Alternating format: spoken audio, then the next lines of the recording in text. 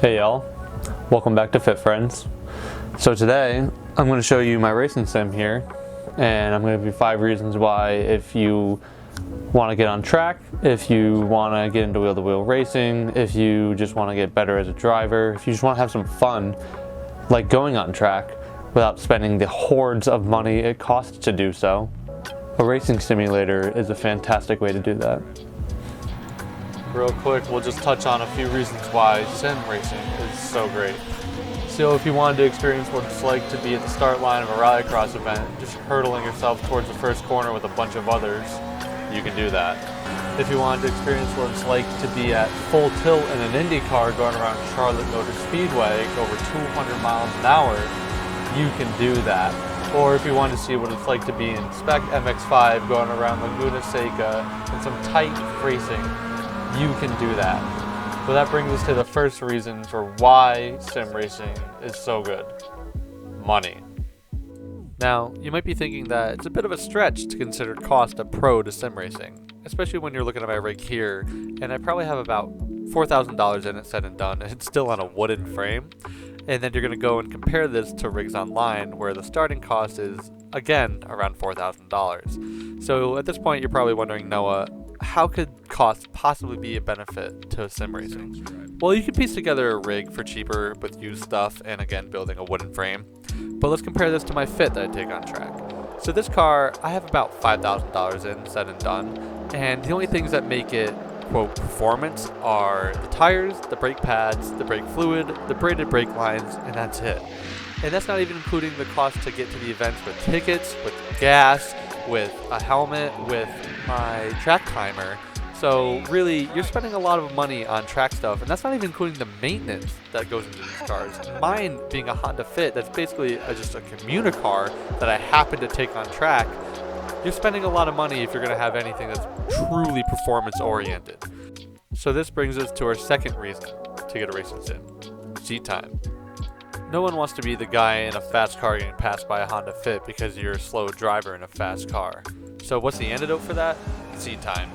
As they say, practice makes perfect, but really when you get into racing, you start to realize practice does not make perfect. Practice just makes you that little bit better.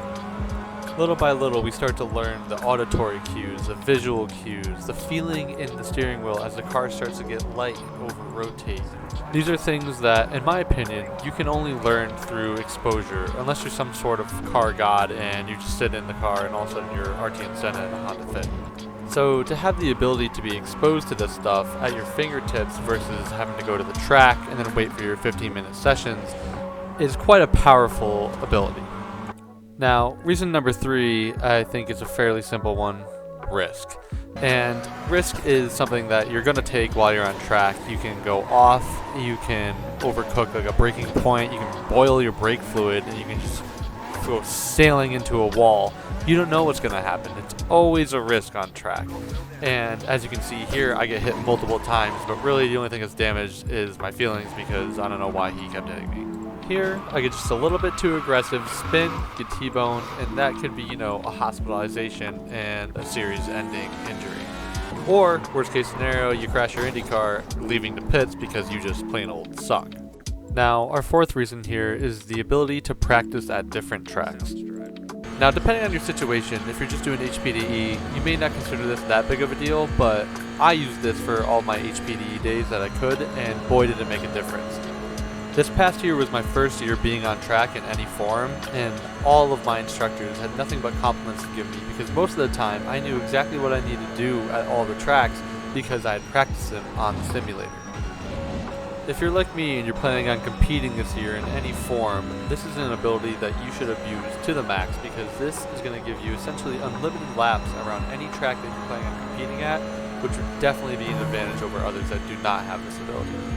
So this brings us to our fifth and final reason here. It's just so fun, Honestly, I had a multitude of reasons that I wanted to put here, but I think this just takes the cake. Because as you can see in these races, I have some great racing going on, and there's no other way to experience that for people like me other than a simulator. I don't have the money to go out and compete in these series and work my way up and spend all this money and have a pit crew and travel to all these different events. but I really love the feeling of great racing, and this is just such an easy way to do it. So I'm just going to let some of these clips roll here of some of the great fun I've had on the simulator recently. And hopefully this video has either convinced you to get one if you've been on the edge, or maybe if you can put it on your radar so that way you have another way to develop yourself over the course of the winter like I usually do. Either way, I hope you guys enjoyed the video, and don't forget to like and subscribe and stay tuned for some more content. Have a good one, guys.